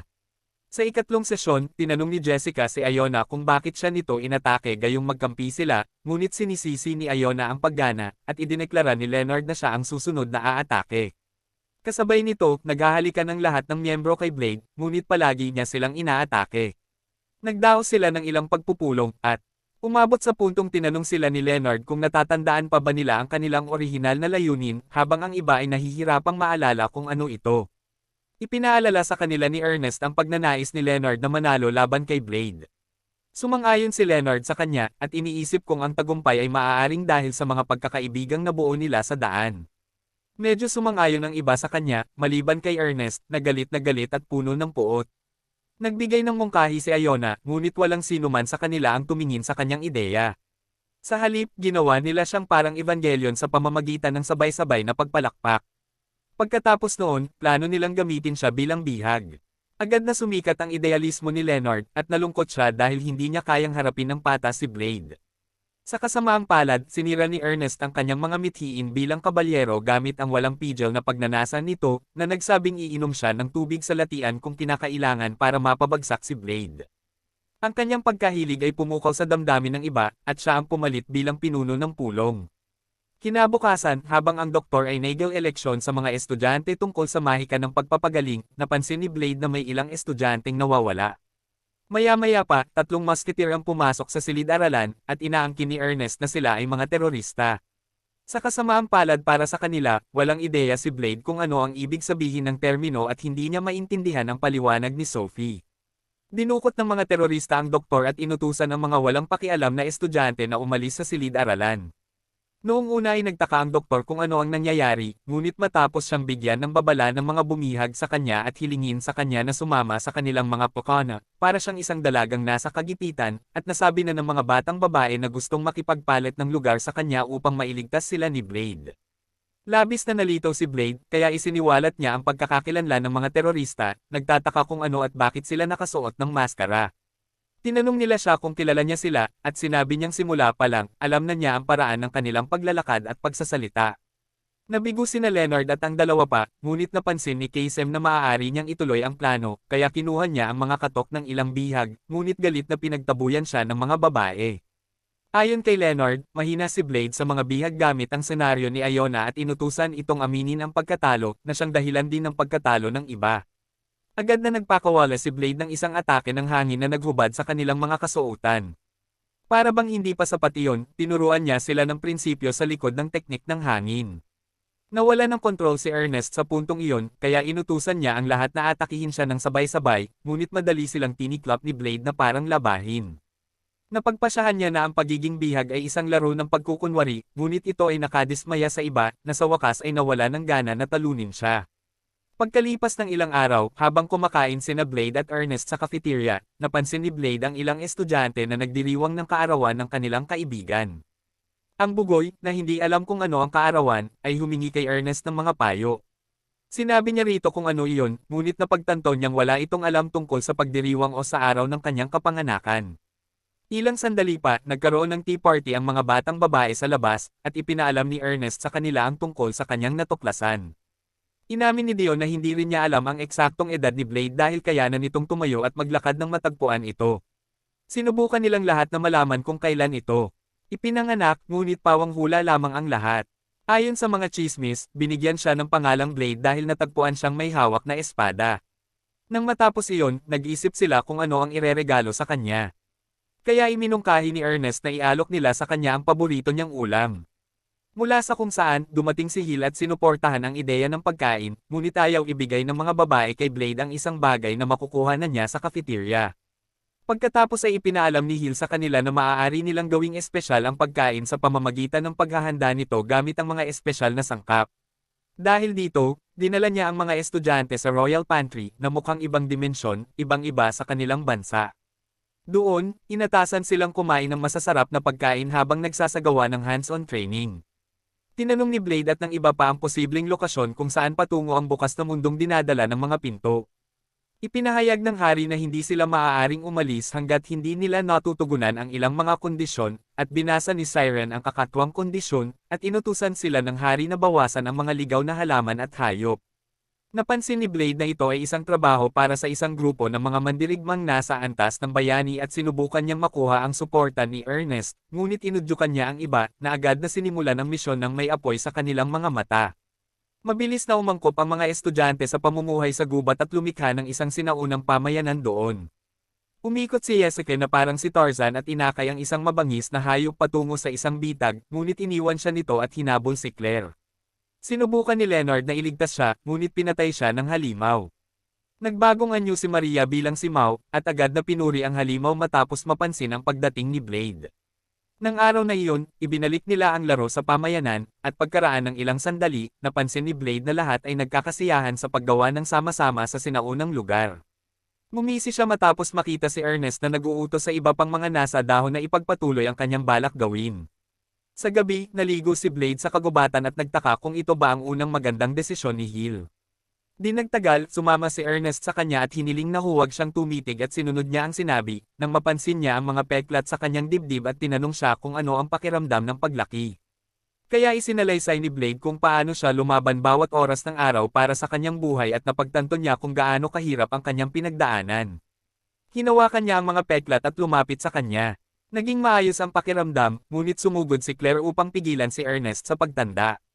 Pagkalipas ng ilang araw, nakapagtayo na ng mga pamayanan ang mga estudyante at ganap ng nasanay sa mga hayop. Tinanong ni Leonard kung ilang kalorya na ang kanilang nakonsumo, at agad na binigyan sila ni Iona ng detalyadong impormasyon kung gaano nakalayo ang kanilang naubos at hinuha ang petsa ng kanilang pagkumpleto gamit ang kanyang computerized memory. Kalaunan, nakaharap ng mga estudyante ang isang halimaw na may repolyo sa isang kuweba, at nahuli nito si Ernest gamit ang mga galami nito, ngunit madali niya itong nalagpasan. Napansin ni Maria na sumailalim ito sa adaptive evolution. Madaling naharang ang mga opensibong atake ng halimaw, at sinubukan ni Ernest na sunugin ito hanggang maging baga, ngunit pinigilan siya ni Sophie dahil kailangan nila ito ng hilaw. Pagkatapos ay tinipon ni Ernest ang kanyang koponan at sinugod ang halimaw, ngunit natamba ni Leonard si Blade palabas ng kanyang landas na parang kumpay ng kanyan. Natalo nila ang Emperor Cabbage, at nagtaka si Blade kung bakit sila ganoon kasigla. Ipinagpatuloy ng mga estudyante ang kanilang paghahanap at natuklasan ng boxing corn, at sinubukan ni Blade na harapin ito gamit ang isang espada, ngunit pinigilan siya ni Sophie na nagbigay sa kanya ng boxing gloves na gagamitin. Binasa ni Maria ang mga kinakailangan upang makuha ito, at sinubukan ni Blade na mapalitan, ngunit nabigo ang halimaw, at nagsimula ang laban sa boxing. Di nagtagal, natalo ang halimaw. Habang nagpapatuloy sila, nakatagpo sila ng ibang mga halimaw at nakarating sa lugar kung saan sila pumutol ng ilang halimaw na may sili na may matapang na pampalasa na lumilipad palabas sa hangin. Sa kabilang banda, dinala ni Kusina Maria at Elisa sa kanilang susunod na target, at agad na binasa ni Elisa ang impormasyon tungkol sa mga halimaw. Nagbagong anyo si Maria bilang si Mau at sumugod sa mga halimaw habang hinihikayat sila ni Elisa. Samantala, nakatuklas si Blade at ang iba pa ng ilang malalaking carrot, at sinubukan niyang bunutin ang isa, ngunit isang malakas na tili ang pinakawalan nito. Pinigilan siya ni Ernest at binasa ang ilang mahahalagang impormasyon tungkol dito, ngunit hinayla siya palabas ni Iona dahil hindi siya maaaring maapektuhan ng mga sumpa. Tumili ang mga carrot, at nalalanta ang mga ibon at puno sa kanilang paligid. Nang araw na iyon, ibinalik nila ang carrot sa base, at napagtanto ni Ernest na ayaw ni Blade ng carrot. Sa gabi, nagdaos sila ng isang piging kung saan kinilala ni Hill ang mga pagsisikap ng mga estudyante sa Royal Pantry at idineklara na haharapin nila ang huling sangkap sa susunod na araw. Nakarating sila sa paanan ng isang napakalaking puno at napansin ni Iona na ito ang lugar na may pinakamayamang sustansya. Di nagtagal, dumating ang hari ng mga hayop at binasa ni Selfie ang malabong impormasyon tungkol dito. Nanood si Hill ng may pananibik at nag-cheer sila para kay Blade. Laking gulat nila na parang maruming insekto ang hari ng mga hayop dahil sa mas malaking banta, ang behemoth. Kahit na mukhang isang sakuna ito mula sa Jurassic Park, inutusan sila ni Hill na talunin ito, sinasabing mas masarap ang karne nito, na parang sinapian. Nagalit ang mga estudyante sa mga paratang na ito at sinimulan ang kanilang mga pag-atake, ngunit wala itong epekto. Madali silang natalo ng behemoth, ngunit patuloy pa rin silang sumubok. Naghanda ito ng isang breath attack at hinarang ito ni Leonard gamit ang kanyang defensive spell. Iniwan ni Ernest ang natitira kay Blade at humingi siya ng tulong kay Demao dahil hindi niya ito matatalo sa dami ng kapangyarihang na-unlock niya. Ibinigay niya sa kanya ang kanyang spiritual energy, ngunit hinalikan siya nito upang mas mabilis itong makuha. Pagkatapos, binili sila ng iba sa loob ng ilang segundo, at hiniwa ng Dusi Behemoth na parang mainit na kutsilyo sa mantikilya gamit ang teknik na Demon Blade. Humiga si Blade sa lupa, pagod na pagod, at sinabing siya ay nagugutom habang ipinagdiriwang ng ibang mga estudyante ang kanilang tagumpay. Nang araw na iyon, sinabi ng doktor kay Blade na ang kanyang lakas ay tumaas sa 18% at inilista niya ang mga posibleng dahilan kung bakit ito nangyari. Pagkatapos ay umalis siya upang bumili ng pagkain, ngunit padabog na pumasok sa kanyang pagdiriwang ng kaarawan. Ipinaliwanag ni Ernest at ng iba pa niyang mga kaibigan kung ano ang pagdiriwang, at inalok siya ng tonkatsu curry na gawa sa mga sangkap sa royal pantry. Dumating si Hill at tinanong kung natutuwa ba siya, ngunit lumiwanag ang mga mata ni Blade dahil hindi pa niya naranasan ang ganitong pakiramdam. Di nagtagal, nilaybot ni Blade ang kanyang mga mata habang kinakain ang kanyang masarap na pagkain. Sa isang malagim na araw, pinag-aralan ni Clay ang kasanayang Dragon Slash, at pinuri siya ni Kasem, ngunit dumating si Sophie at muling ginaya ang kasanayan sa isang panibagong antas. Kinilala ni Blade na dapat ay ganito ang perpektong kasanayan, at pinuri siya ng dalawa pa, ngunit nakakagulat, lumitaw ang isa pang Sophie at hinarap si Oni na impostor. Matapos makakuha ng atensyon, nakatakas si Oni at iniwan ang lahat na gulat na gulat. Nang araw na iyon, tumalon si Oni sa mga bubong na parang isang ninja mula sa Naruto, at nakarating sa isang lihim na bodega kung saan naroon ang iba pang mga doppelganger ni Sophie. Tinanong siya ng iba pang mga clone tungkol sa kanyang misyon, ngunit nagbigay siya ng ilang makatuwirang dahilan. Mapagmataas na tiningnan ni Troy si Oni at sinabing nabigo siya. Dahil dito, inutusan ni Oni si Sink, isang battle freak, na saktan ang nakakainis na peste na parang naglalaro ng whack-a-mole. Matapos mabigang magpaliwanag, hinalikan ni Du si Oni upang mangalap ng empirical data, at ang mga halik ay nagtuloy-tuloy na parang nasa matamis na tahanan sa Alabama. Nakita nila ang nangyari sa arena at agad na niluto si Oni dahil ayaw nilang magturo ng Dragon Smash sa iba. Kinabukasan, ipinakita ni Jessica ang isang bagong kasanayan sa armas at pinuri ang prototype na imbensyon ni Elisa matapos ay roast ang training dummy. Sinubukan ni Blade na maliitin ang kakayahan, ngunit nagalit sa kanya si Elisa dahil malayo siya sa normal. Biglang dumating si Du sa arena at nagbigay ng ilang kakatwang kahilingan bago hinamon si Blade ng isang laban. Lumikha ng matinding kaguluhan ang sagupaan, at umatras si Du nang dumating si Sophie. Sa tanghalian, pinag-usapan ng mga estudyante ang kamakailang isyu ng doppelganger, at napaisip si Ernest kung sila ba ang mga kapatid ni Sophie. Napansin ng iba na natuto na si Ernest ng pagiging matamlay ni Blade, kaya agad na lumipat si Ernest sa Empress mode sa isang kisap mata. Nang sandaling iyon, iminungkahi ni Althea na gusto talagang patayin ng mga doppelganger si Blade, ngunit ginawa ito ng ibang mga estudyante ng normal dahil pareho lang ang iniisip nila.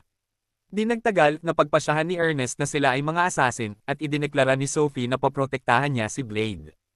Pagbalik sa base ng magkapareha, pinagtawanan ni Sink ang iba dahil hindi nila napatay si Blade, ngunit gumawa sila ng mga dahilan para gumaan ang kanilang pakiramdam.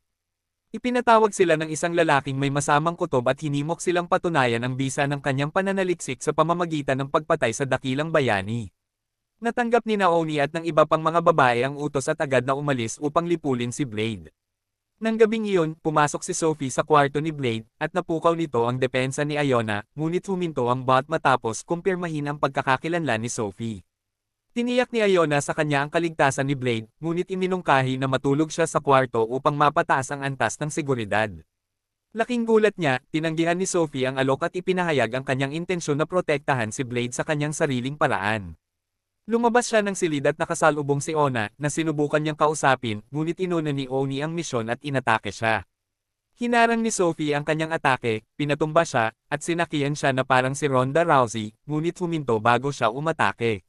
Binitawan niya si Ona, at bago isinagawa ni Oni ang maalamat na pag-atres ng kontrabida, sinabi niya kay Sophie na maghihintay sila sa dilim. Kinabukasan, dinala ng mga estudyante si Sink sa isang virtual reality world at nakatanggap ng ilang mahahalagang impormasyon mula sa kanya dahil sa kanyang mababang katalinuhan. Habang hinahabol sila ng baliw, hinimok ni Ernest si Blade na sundin ang plano, ngunit isang bato ang tumama sa kanyang ulo. Natisod siya, at sinuntok ni Sink ang kanyang katawan habang pinapanood ng kanyang mga kaibigan. Pagkatapos lumabas sa mundo ng VRR, Ginising ng iba si Blade, at ipinaliwanag ni Elisa na nagtagumpay ang kanilang plano dahil umalis si Sink na inaakalang totoo ang lahat. Nang araw na iyon, nilusot ni Sink ang mga pader tulad ni Hulk mula sa eBay at hinabol si Blade matapos mapagtanto na niloko siya. Tumakbo si Blade sa koridor, at binigyan siya ni Iona ng detalyadong impormasyon tungkol sa pinsala ng gusali, ngunit naharang sila ng isa pang doppelganger. Iniwasan nila siya, at ang galit ni Iona ay naakit sila, kaya ipinagpatuloy nila ang paghabol. Samantala, inihanda ni Ernest ang mga salamangkero na tila walang tiwala sa kanilang mga kakayahan, at pinangunahan ni Blade ang mga doppelganger sa kanilang landas. Ginamit ng mga salamangkero ang kanilang mga orasayon, ngunit hindi sila nito napigilan, at sinubukan ni Ernest ang kanyang orasayon na nagpahinto kay Deluxe. Sa kabilang banda, sa kabutihang palad, napigilan ni Blade si Sink sa pagtama kay Ernest, at napansin niya na kaya rin itong gumamit ng mahika. Gayunpaman, naghawak kamay ang dalawa upang lumikha ng isang napakalaking black hole na sumisipsip sa lahat ng bagay na malapit dito gamit ang kanilang artificial na Great Hero Skill. Sinubukan ng mga estudyante na pigilan ang sarili ngunit napagtanto nilang wala itong limitasyon sa oras. Muntik nang masira ng skill ang ilang mage, pero nailigtas sila ni Blade. Dumating si Sophie sa tamang oras at lumikha ng isang maliit na black hole, na sumisipsip naman ng isang mas malaki, at itinago niya ito sa kanyang mga palad ngunit nawala ng malay dahil sa epekto. Tulad ng isang lalaking may estilo, naunahan ni Blade si Spider-Man sa pamamagitan ng matagumpay na paghuli kay Sophie. Sa sandaling iyon, nakita niya ang 5 iba pang magkaparehong tao na nakatitig sa kanya bago umalis kasama ang kanilang mga walang malay na katapat. Nang araw na iyon, nagkamalay si Sophie, at inalok siya ni Blade ng ilang mansanas na hiniwa niya sa paraang gusto niya. Kinain niya ang mga ito at nagtanong tungkol sa mga nasawi, at nalaman niyang walang namatay. Ipinaliwanag niya sa kanya ang lahat at sinabihang huwag mag-alala, ngunit humingi pa rin siya ng paumanhin sa pagdudulot ng gulo. Pagkatapos ay tinanong niya ang tungkol sa mga doppelganger, at ikinwento niya sa kanya kung paano sila nilikha gamit ang parehong teknolohiyang nilikha niya sa pamamagitan ng proyektong artificial na dakilang bayani. Inaangkin ni Sophie na iniligtas siya ng hari at tinawag si Blade na kanyang kaligtasan, ngunit walang sino man ang magliligtas sa kanila ang mga doppelganger. Muling nalungkot si Blade at humingi ng tawad sa pagpaparana sa kanila ng mga kakila-kilabot na bagay tulad ng dakilang bayani at umaasa rin na maging kaibigan ang mga doppelganger, ngunit sinabi niya na hindi ito magiging posible. Ipinaliwanag niya ang mga pagbabagong pinagdaanan ng mga batang babae na kanyang nalampasan, at kung paano sila kinokontrol ng programming upang palaging subukang ipadala ang dakilang bayani sa kailaliman ng Tartarus. Napansin niya na umiiyak ito at binigyan siya ng isang mainit na yakap na lubos niyang kailangan. Nang gabing iyon, natulog si Blade sa tabi ng kanyang kama, ngunit palihim siyang umalis nang walang sinasabi. Pagkalipas ng ilang araw, ipinatawag ni Hill ang mga estudyante sa kanyang opisina at sinabi sa kanila ang tungkol sa pag-alis ni Sophie sa akademya, at binatikos siya ni Ernest dahil sa pagpapahintulot sa kanya. Pinigilan siya ni Blade at itinuro na hindi rin natutuwa si Hill tungkol dito. Nangako si Ernest na ibabalik nila si Sophie, ngunit tinanong ni Hill kung alam nila kung saan siya pupunta. Nahulaan ni Blade na hahanapin niya ang kanyang mga kapatid na babae, at kumuha si Jessica ng isang sulat na naglalaman ng ilang mahahalagang impormasyon. Nagpa siya silang simulan ng kanilang paghahanap, ngunit pinigilan sila ni Hill at tinanong kung alam nila ang kanyang tunay na intensyon. Ipinaliwanag niya kung paano ayaw silang isali ng babae dahil ang tanging paraan para mapigilan ng mga doppelganger ay ang tapusin sila. Bago umalis, hiniling niya sa mga estudyante na pag-isipan itong muli. Kinabukasan, sumama sina Q at Iona kay Blade sa paghahanap kay Sophie, at kalaunan ay sumama rin si Dimao. Nagtakda silang umalis ng madaling araw, ngunit nakasalubong nila ang ibang mga estudyanteng naghihintay sa kanila sa gate. Humingi ng paumanhin si Blade sa pagiging huli, at sinimulan nila ang kanilang operasyon. Nakarating si Sophie sa base ng doppelganger at pumasok sa kaawa-awang bodega, ngunit wala ng tao. Umalis siya at napansin si Ernest na papalapit sa lugar sakay ng isang lumilipad na halimaw, ngunit hindi niya ito pinansin at sinubukang umalis. Ipinaalam ni Ernest kay Elisa at sinubukang makipag-usap kay Sophie. Gayunpaman, ang kontrabida na hindi lumapit para sa isang sermon ay hiniling kay Ernest na hayaan na lang siya. Nang mapagtanto kung gaano katigas ang loob ni Ernest, isiniwalat ni Sophie ang katotohanan tungkol sa kanyang pagiging ika-12 test subject ng Artificial Hero Project at kung paano, sa kabila ng pag-aresto sa mga taong sangkot sa proyekto, ang paglitaw ng mga doppelganger ay nagpapakita na may nagpatuloy sa pananaliksik. Tinanong ni Ernest kung bakit hinahabol ng mga tao ang buhay ni Blade, ngunit bigla siyang gumawa ng conclusion na siyang ikinaugnay naman ng iba.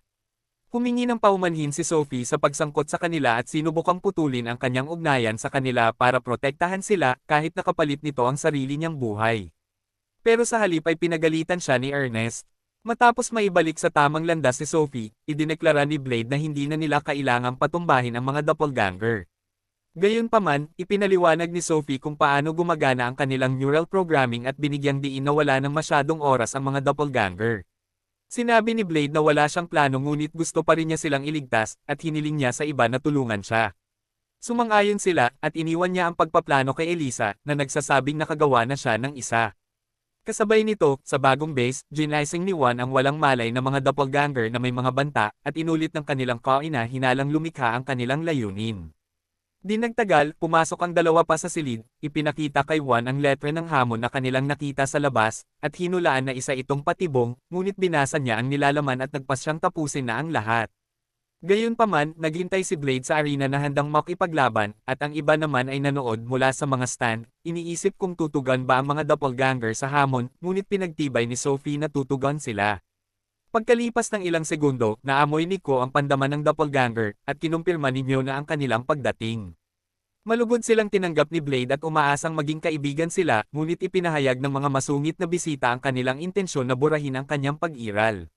Nagsimula ang 5v1, at sinabihan ni Elisa si Blade na tiisin ang kanilang mga pag-atake habang sinusubukang ubusin ang kanilang mga enerhiya, ngunit nahihirapan ng umano'y superorganismo na sabayan ang pagsalakay. Samantala, pinag-ugnay ni Dion at Siren ang mga planong ginawa upang mahuli ang mga doppelganger at ang nilalang na nag-uutos sa kanila, ngunit nasiyahan ang walang kwentang hari sa kapanapanabak na ehersisyo.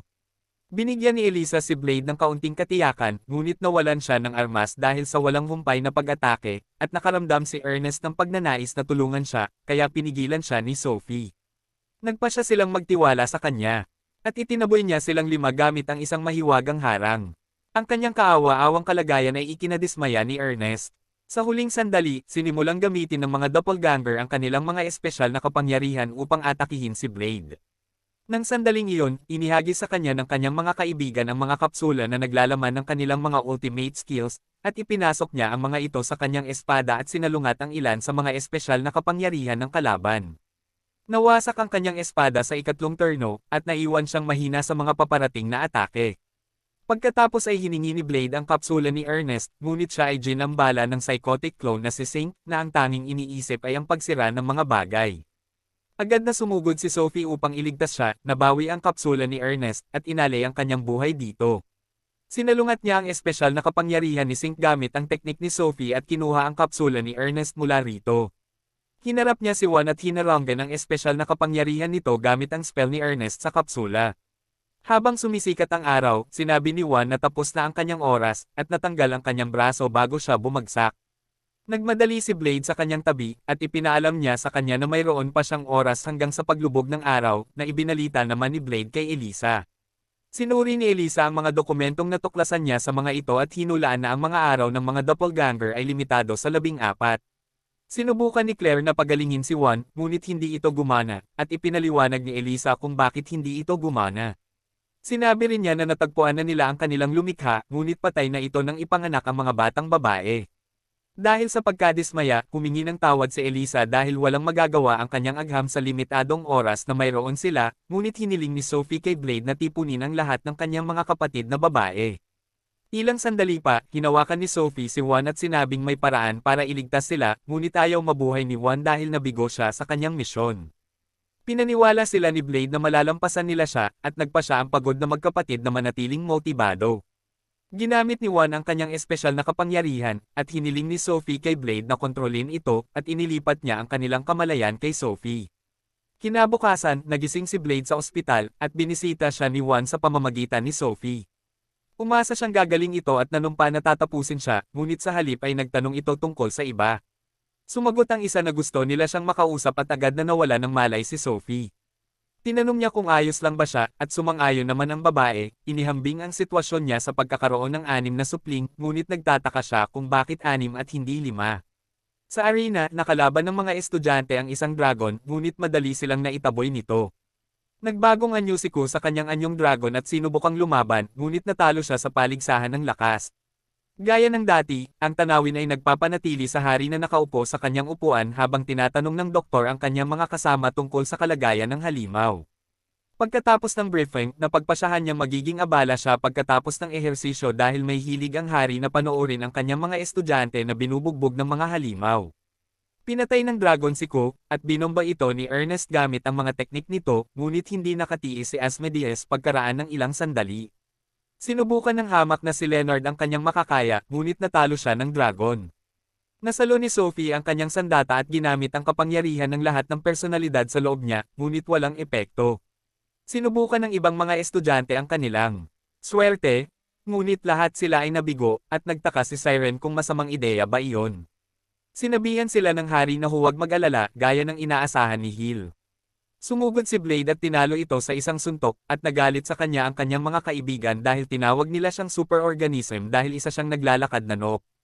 Iyan ang katapusan ng video ngayon. Kung nanatili ka hanggang ngayon, mag-comment sa ibaba para sa pink plots. Mag-iwan ng like at subscribe sa channel kung gusto mong mapanood ang part 2 ng recap na ito.